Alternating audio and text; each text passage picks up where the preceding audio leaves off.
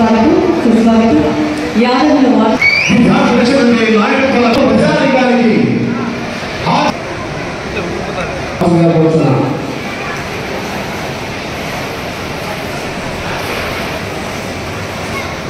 పూర్వ సర్పంచ్ శ్రీధర్ యాదవ్ గారిని స్టేజ్కి రావాల్సిందిగా కోరుతున్నాను.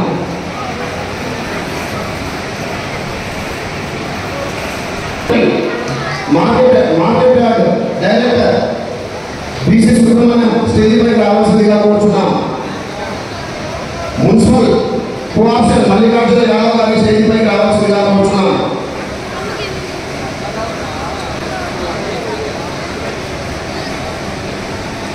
ఇంకా మెయిన్ రోడ్ దగ్గర నిలుచుకుంటామన్నా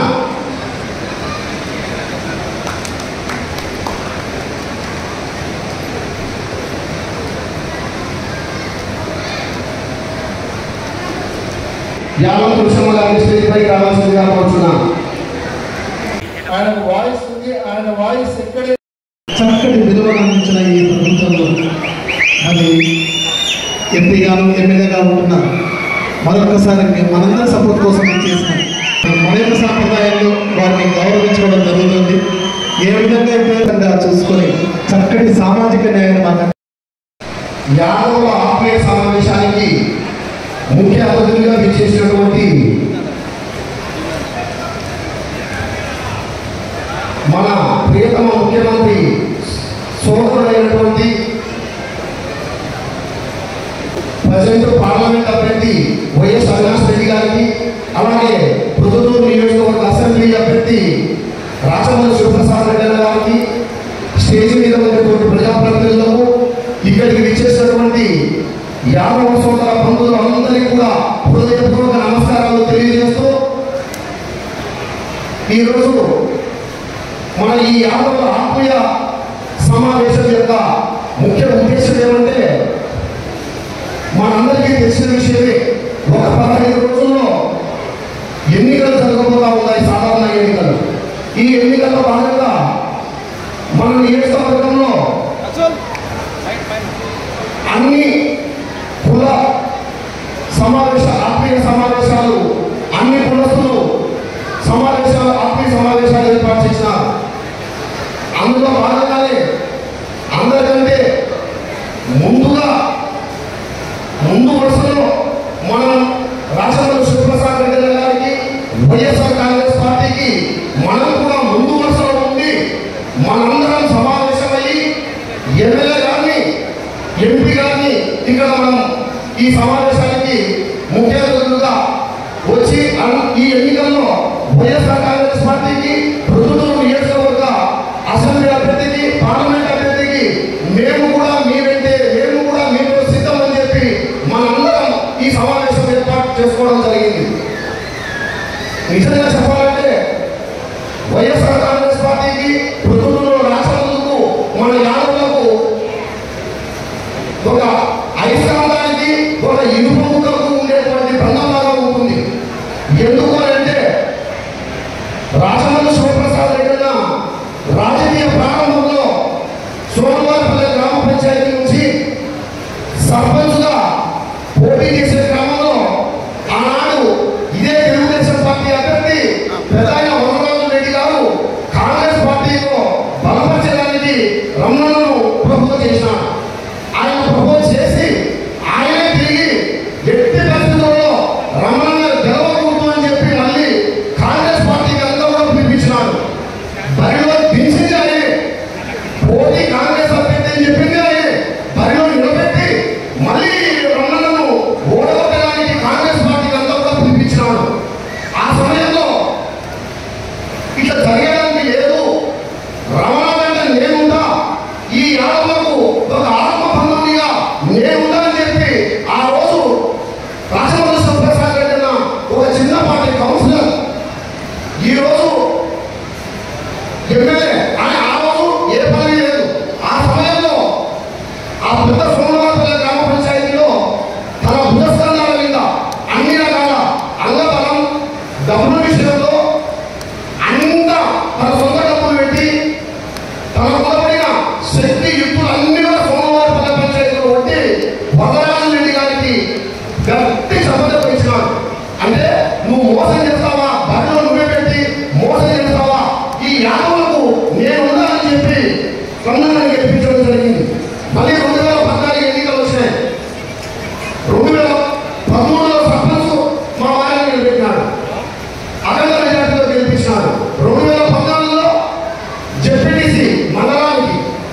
యాదవ సామాజిక వర్గానికి గోడ సుబ్బయ్య భార్య రామలక్ష్మణ నిలబెట్టినాడు.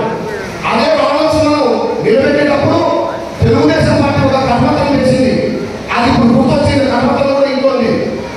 యాదవ సామ్రాజ్యాన్ని కూలదోయండి, యాదవ సామ్రాజ్యాన్ని అంతం చేయండి అని చెప్పి తెలుగుదేశం పార్టీ నాయకులు కర్మతం కొట్టి పొద్దుటూరు మండలానికి రూరల్ గ్రామీణ ప్రాంతాల్లో తెలుగుదేశం పార్టీ పెంచడం జరిగింది. ఎప్పటికీ కూడా మనం తెలుగుదేశం పార్టీకి వ్యతిరేకంగానే ప్రయాణం చేయాల్సిన అవసరం ఉంది. అదే వైఎస్ఆర్ కాంగ్రెస్ పార్టీ ఈరోజు మన యాదవ సామాజిక వర్గాన్ని పొద్దుటూరులో ఎంత గొప్ప గౌరవాలను నిలబెట్టిందో ఒక్కసారి మనం పునఃపరిశీలన చేసుకోవాల్సిన అవసరం ఉంది. నిన్న జరిగిన లోకల్ పార్టీ ఎన్నికల్లో పొద్దుటూరు మండలం 85,000 ఓట్లుండే పొద్దుటూరు మండలం, పొద్దుటూరు అర్బన్ 1,25,000 ఓట్లుండే Proddatur municipality, urban municipality municipal chairman, Proddatur మండలాధ్యక్షుడు 2 బీసీలకు వస్తే 2 కూడా యాదవకే కేటాయించడం జరిగింది. నేను ఆ రోజు రాజేంద్ర శివప్రసాద్ రెడ్డి గారిని ఎమ్మెల్యే గారిని అడిగినా, అన్న 2 కూడా మీరు యాదవులు కేటాయిస్తున్నారు, చాలా గొప్ప నిర్ణయము, చాలా ధైర్యంగా ఈ నిర్ణయం తీసుకుంటారన్న అని చెప్పి అడిగినా. అదేం లేదు సార్, కమిట్మెంట్తో నిబద్ధతగా మీరు పనిచేస్తారనేటువంటి విశ్వాసం, నమ్మకం నాకు మీ పట్ల ఎక్కువగా ఉంది కాబట్టి మీకు నేను, నాకు మీరు, ఏం పర్వాలేదు, ఎవరు ఏమవుతుందో పర్వాలేదు అని చెప్పి ఇక్కడ మున్సిపల్ చైర్మన్ పెట్టి రమేష్ యాదవ్లను అక్కడ మండలాధ్యక్ష పదవి నాకు అప్పగించడం జరిగింది. అనివార్య కారణాల వల్ల రాష్ట్ర వ్యాప్తంగా సామాజిక కుల సమీకరణలో భాగంగా ఇక్కడ చైర్మన్ పెట్టి రాష్ట్రంలో ఒక 6-7 చోట్ల మున్సిపల్ చైర్మన్, కార్పొరేషన్ మేయర్లను మార్చడం జరిగింది. అందులో భాగంగానే మున్సిపల్ చైర్మన్ పదవి కూడా ఇక్కడ మారింది. దానికి మించి అంతకంటే గొప్పగా వైఎస్ఆర్ కాంగ్రెస్ పార్టీ గుర్తించి రమేష్ యాదవ్ని ఈరోజు ఎమ్మెల్సీ చేయడం జరిగింది. ఏకంగా చట్టసభలోకి తీసుకోవడం జరిగింది. ఈ కడప జిల్లాలో స్వతంత్రం వచ్చినప్పటి నుంచి చట్టసభలోకి అడుగు పెట్టడం మన యాదవ సామాజిక వర్గానికి దక్కుతుండే విషయాన్ని కూడా, ఇది ఏ పార్టీ మనకు సహాయం చేసింది, మన కులానికి ఏ పార్టీ గౌరవం ఇచ్చిందని కూడా మనం ఒకసారి ఆలోచన చేయాల్సిన అవసరం ఉంది. ఇట్లా ఈ మాదిరి ప్రతి ఒక్కటి ఆలోచన చేస్తే నగరపల్లిలో యాదవులు ఒక శివాలయం కట్టుకుంటామంటే అన్న అడిగిన వెంటనే 20 లక్షలు చెప్పి మన వాళ్ళు ఇంకా ఏమన్నా అన్న అడిగినారు సరిపోతుందా అని, మన వాళ్ళు ఇంకా కొంచెం ఏమైనా తక్కువ పడతారంటే లేదు, ఇంకా 10 లక్షలు పెంచి 30 లక్షల రూపాయలు నగరపల్లిలో యాదవుల కోసం శివాలయం ఏర్పాటు చేస్తామని చెప్పడం జరిగింది. ఇందాక సుబ్బయ్య చెప్పినట్టు సోమవారపల్లిలో కూడా ఒక యాదవ్ కమ్యూనిటీకి సంబంధించిన రమణ బిల్ కలెక్టర్గా పనిచేస్తూ యాక్సిడెంట్లో చనిపోతే 3 ఆడపిల్లలు ఉంటే 15 లక్షల రూపాయలు 3 ఆడపిల్లలకు ఆర్థికంగా సాయం చేయడం జరిగింది. నగరపల్లిలో కరెంటు లేని చనిపోతే యాదవులకు వాళ్ళకి ఆర్థికంగా సాయం చేయడం జరిగింది. అట్లా ఒకటేమిటి అన్ని కూడా ఇక్కడ ఉండి మేము ప్రజాప్రతినిధులు అందరూ కూడా మా ఆర్థిక స్థోమత చాలా స్వల్పం. మేము మండలాధ్యక్షులు కావడానికి, సర్పంచులు కావడానికి, ఎంపీటీసీలు కావడానికి కావాల్సిన ఆర్థిక స్థోమత మా దగ్గర ఉండే పరిస్థితి ఉండదు.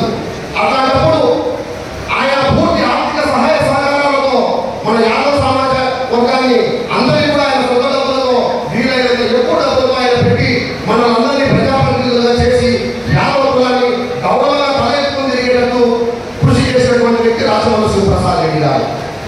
పార్టీ కూడా ఇద్దరు పెద్ద సభలకు ఈ దేశంలో అత్యున్నతమైనటువంటి సభలు పెద్దల రాజ్యసభ ఇద్దరిని పంపించడం జరిగింది. ఏకంగా వీరా మస్తానరావు గారిని, కృష్ణయ్య గారిని.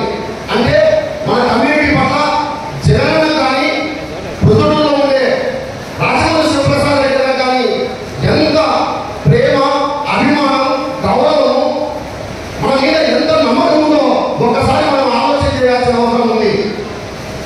అదే మాదిరి